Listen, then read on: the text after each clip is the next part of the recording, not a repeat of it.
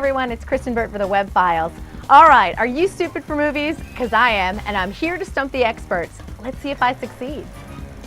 Well, welcome to the Web.Files, you guys. Hey, thank you. Thank you. Yes, we'll go right down the row and introduce everyone. Mike Rotman. Wade Major. Mark Keizer. And welcome, Stupid for Movies. But we have the Web.Files here. We're talking about 4 movies, 3 of them good, 1 of them blows. The question on many people's mind is, are DVDs dead? The first rule of a bad movie is, whenever it's not funny, cut to the effing dog. Pets and cheese. For the moment you've all been waiting for, it is time to try this at home. It's so much fun for me watching the show and really getting a feel for it because it's so interactive, but it's interactive for the audience watching in the room here at Streaming Garage Studios. Yes? Yeah. A couple times I want to yell back at you. Oh, you can. I can? Oh, yeah, I absolutely. didn't want to be impolite. Oh, no, like if anybody hijacking- comes to the show, and we do have a lot of people that want to come to the show, they can yell back as much as they want. How did this all come together? I've known Mark since like '93. We worked on Later with Greg Kinnear together. And Mark loves movies, and Mark and Wade have a podcast on IGN for like 3 years now, right? It's Box Office, and now on IGN DigiGods. And I wanted to do a show, bottom line, and it just seemed like a natural fit for the first show to do a movie review show. Took it around a couple places, almost had it in different studios, and then they wanted suddenly a big percentage of it and ownership and all this crazy stuff. And I said, I think I could build this myself. And I was looking for a place at the time, and I decided to rent a place with soundproof sort of garage and turn it into a studio. And with the help of new tech, which makes a TriCaster, which is a camera switcher, got that all together, put some cameras together, and we've got a live show. The nice thing about the live dynamic is that film critics are usually most honest with each other right after a screening when everything is unfiltered and unvarnished and they're just talking and they're just freestyling it. And that's kind of something we get to do when we do it live. It's not scripted. We don't have too long to think about it. We haven't talked extensively about a lot of this stuff ahead of time, sometimes maybe after a screening.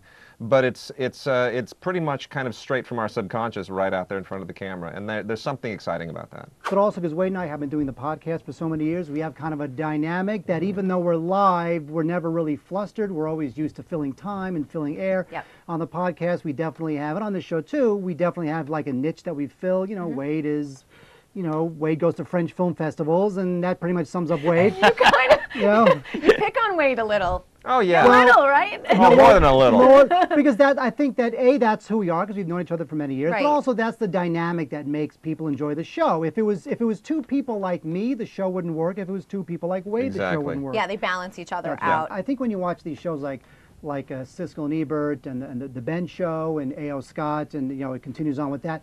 The shows they're very smart. They're very good writers. They know their films, but the shows aren't necessarily fun. It's not a Right. fun watch. You know, the thing with Wade and I is that I like to call us learned dorks, Yeah. where we're dorks, but we know what we're talking about. We're members of the LA Film Critics Association, which is not something that they give out. You got to earn it, you know, so we know what we're doing. And yet we're basically, or at least speaking for myself, just a couple idiots who just love Star Trek films and love all the stuff that not only fanboys love, but also people who love movies love. All of those film critic shows, they started with Siskel and Ebert doing Two Guys in a Balcony. Yep. And they all followed that formula for years and years and years and years. And everyone kind of got used to the idea that, well, this is how you do it. Thumbs up, thumbs down, Two Guys in a Balcony. And it's kind of stale now. There's so many other ways to see movies and rental. I mean, they added a little kind of VHS segment that became a DVD segment, but that didn't change the overall format. That was tacked on. So what we have is a reinvention of the format. And it's a reinvention for the media age, for the internet age, and I think it works more effectively. And what has surprised you most about the show and the fans? I didn't expect the fans to be so knowledgeable.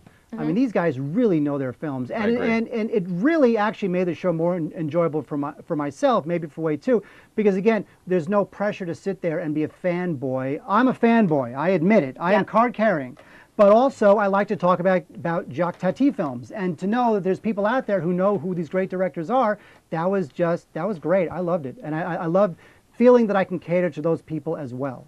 Yeah, I agree with that. It's nice to know that you can make a reference to something that you think is obscure, but to know now that there's a significant chunk of our audience that's going to get the reference. You and I spoke at ITV Fest, and you're probably not can even remember you said this, but you said new media. I think it might be like the 1950s where there's one sponsor per show. Yeah. I think you guys could do that here. You do need those sponsors, and I'm hoping that the shows we do out of here, this one being the first, it's built for that, but built nicely where, yes, it can be one sponsor, kind of an overall where they're not really, you know, they're not having a say, they're not getting involved, they're not ruining the viewer experience, but they're certainly helping make the show better. And for each of you, I want to know what your each individual hopes are for the show. You know, I hope that people watch it. I mean, I know a lot of people are getting to this space this is going to be, it's a cheap way to do a pilot and I get back into TV. It'd be nice, but I've been in TV for 15 years, and I don't know if I want that to happen again. It would be nice if this could be self-perpetuating, make everybody some money so everybody can work here, obviously, because they're working for free, ultimately. And people watch the show and enjoy it, and sure, become the next Siskel and Ebert would be great, I think. Why not? How about you? I think film criticism is in a bit of a rut right now, and newspapers are going out of business, and a lot of film critics have been getting laid off. And as a result, movies aren't as impacted by criticism anymore. Rotten Tomatoes is an aggregate. It's not the individual critics that matter.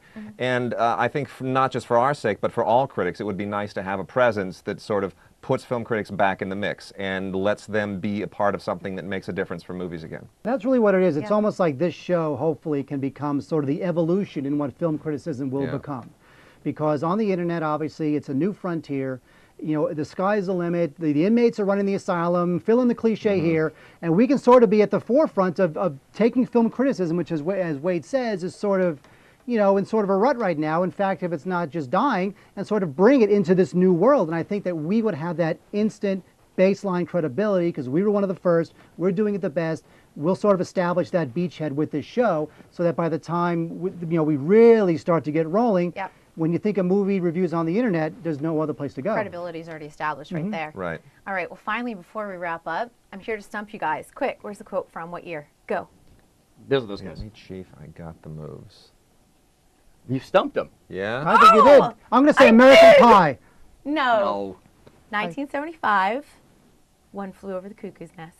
Well done. Thank you. I feel like proud of myself. I did I accomplished one thing today. You have taken away all credibility we just talked about. Exactly. All that credibility completely gone. So you guys, I want to thank you so much. This was a blast watching, and I know you guys don't tweet, but it was a blast to actually tweet the show, and there were a lot of people. Thank you. A lot of friends of mine that were like, I haven't seen the show before, so hopefully get some new viewers. Thank you. Yeah. You're great. Thanks. All right, I'm the movie expert now. Chalk one up for Kristyn Burtt. This episode of the Web Files is now closed. I'm Kristyn Burtt. We'll see you next time.